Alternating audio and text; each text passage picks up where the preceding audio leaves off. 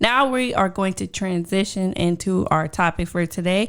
And as Trey said at the beginning, this is about mental breakdown. Yeah, so pretty much I'm going to read this little spillage here of the heart, and then we'll talk about it a little bit, and then we'll get out of here. So pretty much this is coming from the wife. And so the wife says, she says, if it matters, I'm 27 and her husband is 28. She said her husband had a couple of stressful days on work on Thursday and Friday, and it affected him a lot. Mm-hmm. He works from home, and on Friday, as soon as he was done working, he went to sleep for 3 hours and wanted to spend the night alone. He was being very negative, and that wasn't a big deal for her. But she said the next day he seemed to perk up a bit. He was playing video games most of the day. And then during the evening, they spent some time together and his mood just crashed. She said he started acting very negative and critical, complaining about everything. And he ended up leaving the house to go for a drive. All right. She said he called her 2 hours later and said he was at the store and he didn't need anything. Or did she need anything? She said he was buying some clippers to shave his head. Sounded really weird. I said I didn't want him to do it.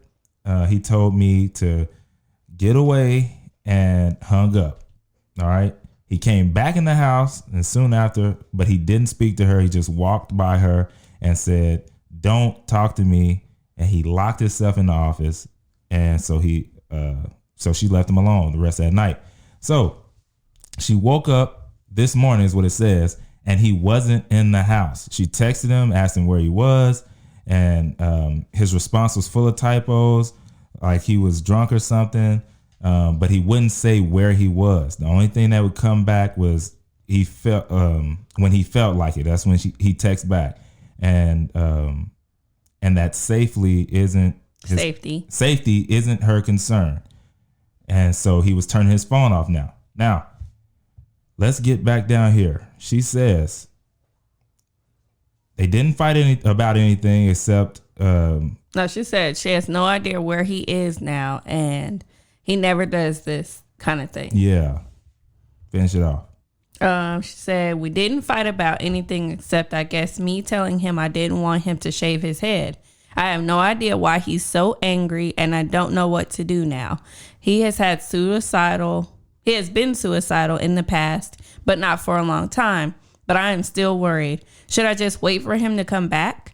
What should I do if he does come back? Now, she actually sent another message with an update, which was great. Before we can make this here, it says, "Thank you for the concern. I have found my husband. I was going to call the police, but before I did, I had the hunch that he went to go hide out at my parents' house since they're away on vacation this week, and he took their spare keys with him when he left. He was there.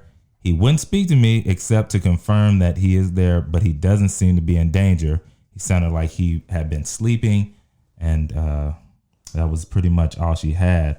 And so, it looked like work got the best of him so much that he, lashed out on his wife and then made some pretty rational decisions. Irrational, rather. Is it rational? Irrational. Irrational. Yeah. So what do you think about that? A lot of things. First thing, so he had hard days at work.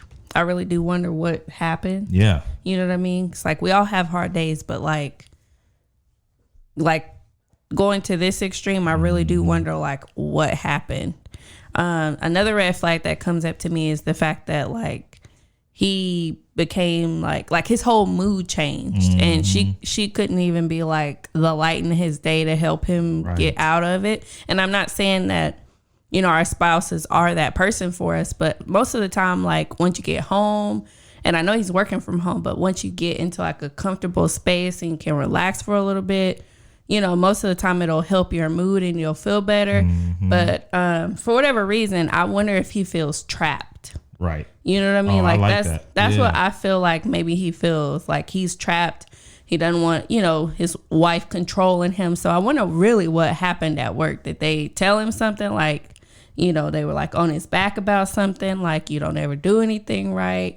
You mess this up. Yeah, you know what I'm saying? And then for him to say he wants to go to the store to get some clippers to cut his hair, and she said she didn't think that's a good idea. Yeah. That just kind of added on. So maybe he feels like he doesn't have control of his life, or there's so many people trying to tell him what to do. You know what I'm saying? Because like I know that like if I get the feeling that way, I will feel some kind of way too. Mm-hmm. But then like he basically said, "Go F yourself." That's what he told her. Mm-hmm. Like get away from me. Like, you know, do your own thing. And it makes me wonder if like, well, she said it never happened before. He doesn't do anything like this. But she said he was suicidal, and that's where like the biggest red flag jumped up for me, because just knowing that I know like they need to get him some help. Yeah, big time. Which that was probably one of the reasons why she was so nervous. Right. Like if he had been suicidal before and you don't know where any of this is coming from, you're like, oh crud, like I don't need that. Yeah. And it's crazy because, you know, sometimes like you were the road. I like the road that you were going down, that maybe he just literally felt trapped by everything. Mm-hmm. Because a lot of times, I don't know, like when you hear people say like when they're depressed and stuff like that it feels like it's a weight like over them. Like, you know what I mean? Right. Like it's not even it's not physically, but like it pressure. It's like, just pressure. Yeah, it's a pressure, like a weight on you. And so I wonder if he was maybe just feeling that and then just, I got to get out of here. Mm-hmm. And they had the spare key, you know, for her parents' house, and he snagged that and just went there. The good thing is that he didn't, you know, she was able to find him, and that he didn't do anything crazy. Yeah. Or anything that would have her left alone.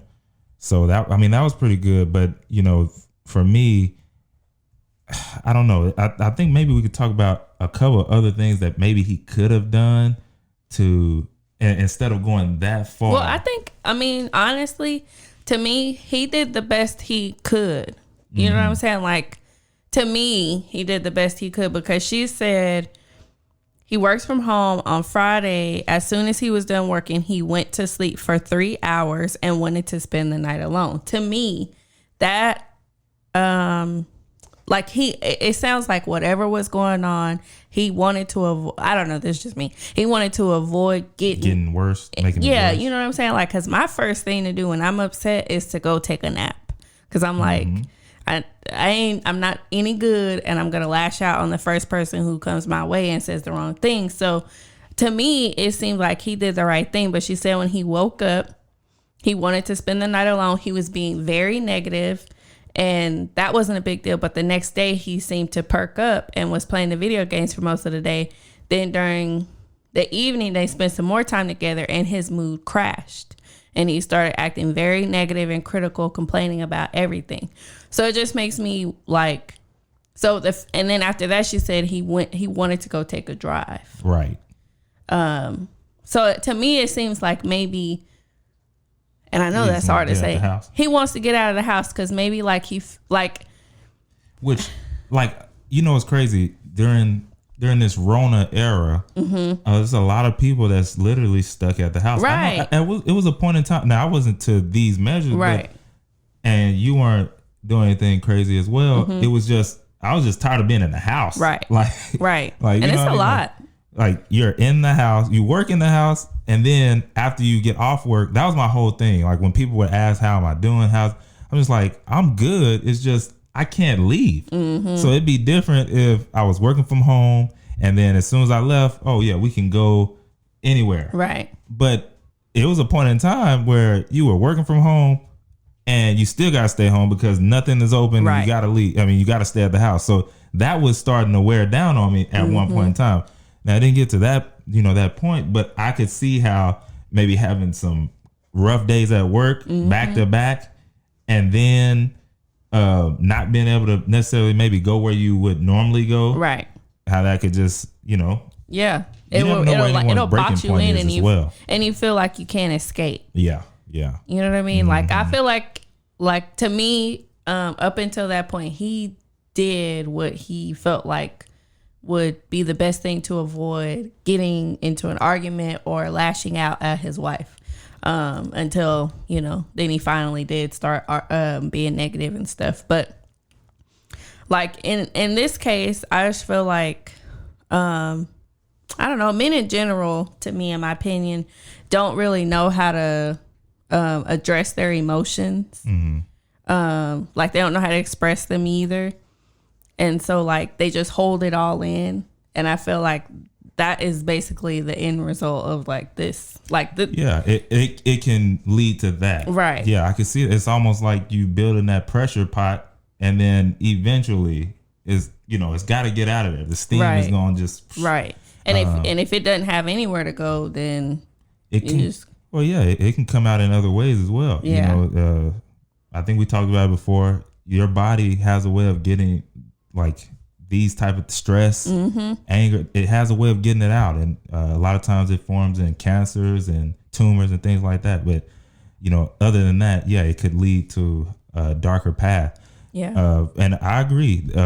Society over the years have made it a thing for men to not express feelings. Feelings are a weaker trait. Yeah. And for men especially. Yeah. So, you're taught, you growing up, it's like, man, you don't cry. Men don't cry. And then you hear that so many times or whatever, that even when it's something that is really painful for you, you try and hold it in. You try and keep it in. But, I think now, though, these days, it actually is getting a little better. It is. Like, people, especially in the Black community, they're talking more about counseling and, opening up to opening up feelings and things that you might not even know is buried, and getting that stuff out of your life. Right. So that you can move forward, because it will hold you back and hold you down. And I do think, these days they're talking about it a little bit more, but for sure, growing up, and even now, it's still a lot of people that they ain't talking about feelings, man. No. Like, no. Mm-mm. No, the only thing I wish he had somebody to talk to. Yeah. You know what I'm saying? Yeah. Like, I think that's really and truly why I like being around older people, because they always, not always, but they have seen a lot more things than I have. Yes. And so their experience allows them to, share with me like some insight on what I should do. Yeah. Like, sometimes they'll just tell you like, it's not even as bad as you're thinking it is. Or, they'll put me in the direction of what I should do. Like, hey, you do need to go get some help for this. Yeah.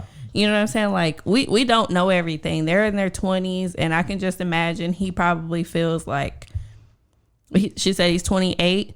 I can imagine he probably feels a lot of pressure right now. Yeah. I mean, 28, they're married, coronavirus, the job situation. Maybe, those couple of days might have been bad days on him and the job, send him a message saying, hey, you're on the last strike. Right. Like, it's certain things that, you never know. But all those lanes can take you down like some right. deep places, man. Yeah. So my advice would be definitely to find someone that you can talk to and confide in, because it won't make it better, but at least then you can get it out. Right. Because I know, like, even just talking it out with somebody who has nothing to do with the situation, it just makes me feel better.